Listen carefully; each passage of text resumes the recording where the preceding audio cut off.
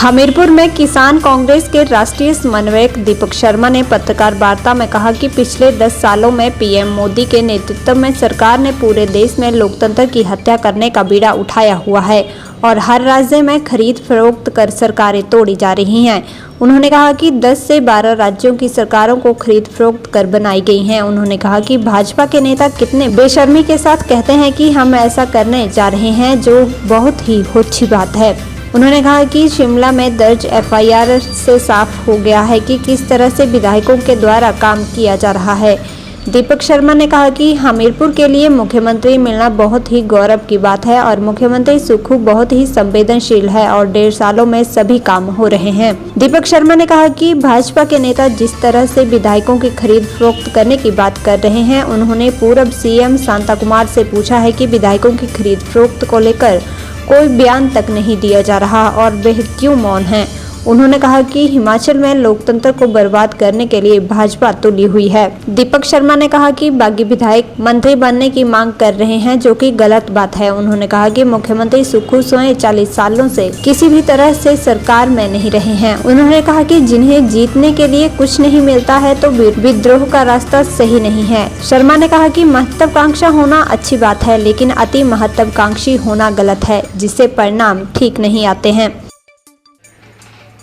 मैं तो ये कहूँगा कि पिछले 10 वर्षों में अगर आप देखें तो आदरणीय प्रधानमंत्री श्री नरेंद्र मोदी जी और गृह मंत्री श्री अमित शाह जी, इन दोनों ने पूरे देश में लोकतंत्र की हत्या करने का बीड़ा उठा रखा है। हर राज्य में आप देखिए किस तरह से खरीदो फरोख्त करके सरकारें तोड़ी जा रही हैं। लगभग 10-12 से ऊपर सरकारें भारतीय जनता पार्टी ने तोड़ फोड़ करके खरीदो फरोख्त करके बनाई है। जहां तक हिमाचल प्रदेश की आपने बात की, ये निस्संदेह ऐसा हिमाचल प्रदेश में देखने को नहीं मिलता और मुझे तो शर्म आती है कि भारतीय जनता पार्टी के नेता कितनी बेशर्मी के साथ इस बात को कह रहे हैं कि हम ऐसा करने जा रहे हैं। क्या ये अच्छी बात है कि चुनी हुई सरकार के, लोकतांत्रिक तरीके से चुनी हुई सरकार को तोड़ने के लिए खरीदो फरोख्त हो? और जब ये एफआईआर दर्ज हुई अभी शिमला में, उससे तो साफ नजर आ गया कि किस तरह से इस तरह से काम किया जा रहा है। ये बहुत दुर्भाग्यपूर्ण है। जहां तक विधायकों की आपने बात कही, मैं उनके ग्रजिश से भी सहमत नहीं हूं।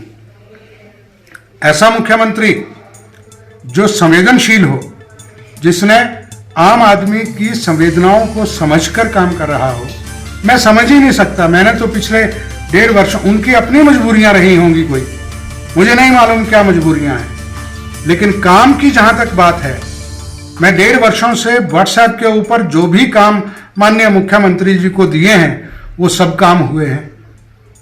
लेकिन अगर उनके काम कुछ और हैं तो मैं कह नहीं सकता।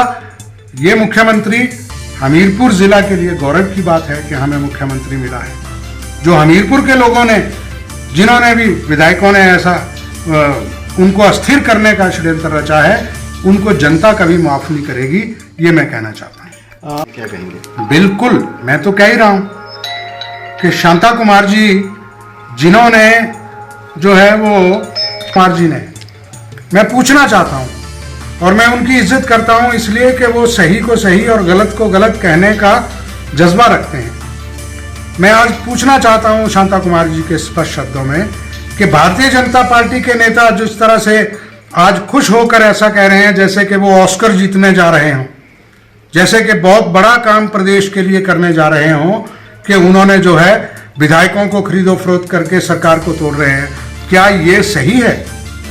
मैं शांता कुमार जी से निसंदेह पूछना चाहता हूं कि आप क्या इसको सही ठहराते हैं? क्यों आपका उसके ऊपर बयान नहीं आया? आपने हर अच्छी चीज को अच्छा कहा है, बुरे को बुरा कहा है, लेकिन इसके ऊपर मौन क्यों है? ये बात बिल्कुल सही है। जहां तक इस ऐसा वातावरण बनाने की बात है, मैं यही कहना चाहूंगा कि ऐसा वातावरण बना के हिमाचल प्रदेश की पहाड़ की संस्कृति को खराब मत करिए। जो लोकतांत्रिक यहाँ पे परंपराएं स्थापित हैं, उनको मत इस ढंग से आप बर्बाद करिए। सत्ता आती जाती रही है, लेकिन ऐसी सत्ता लोलुपता और सिर्फ सत्ता में आने के लिए जनता के दरबार में जाइए, जनता चुनकर भेजे, आप सरकार बनाइए, लेकिन तोड़ फोड़ से सरकार बनाने का ऐसा घिनौना काम हिमाचल प्रदेश में नहीं होना चाहिए। दीपक जी के लिए इस तरीके की बात हो रही है। बिल्कुल, आपने बहुत अच्छा प्रश्न किया। राजनीति में मैं ऐसा भी पढ़ रहा था कि कुछ लोग कह रहे हैं कि हमें मंत्री पद नहीं दिया गया। और कौन लोग हैं? कोई पहली बार जीत कर गया है, कोई दूसरी बार कांग्रेस से जीत कर गया है, या ज़्यादा से ज़्यादा तीसरी बार जीत कर गए हैं। हमारे पास उदाहरण है कांग्रेस में, माननीय मुख्यमंत्री सुखविंदर सिंह सुक्खू जी 40 वर्षों में पहली बार मुख्यमंत्री बने। उससे पहले विधायक तो रहे, विधायिका में थे, लेकिन जिसे कहते हैं एग्जीक्यूशन में उनकी कोई भागीदारी नहीं थी। क्या वो नहीं थे?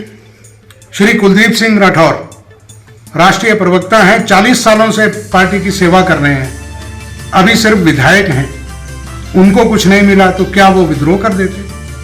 उससे भी बड़ा उदाहरण हमारे उद्योग मंत्री हर्षवर्धन चौहान, वो 6ठी बार जो है वो विधायक बनकर गए हैं, लेकिन पहली बार अभी जो है वो मंत्री बने हैं, तो 5 बार वो विधायक के रूप में काम किया। ये दर्शाता है कि, और उसके ऊपर बात यह है कि ये मुख्यमंत्री का विशेषाधिकार होता है, लेकिन ये दिखाता है कि किस तरह अति महत्वाकांक्षी बनकर सत्ता का दुरुपयोग करने। अति महत्वाकांक्षी कौन होता है? महत्वाकांक्षा होना अच्छी बात है, महत्वाकांक्षा ना हो जीवन में रस नहीं रहता है, लेकिन अति महत्वाकांक्षी होना खतरनाक है, क्योंकि उसके पीछे उद्देश्य जो हैं वो सही नहीं होते हैं, वो गलत होते हैं। निसंदेह जो भी अति महत्वाकांक्षी नेता हैं उनके इरादे प्रदेश हित के नहीं है, स्वहित के हैं, ये मैं कह सकता हूं।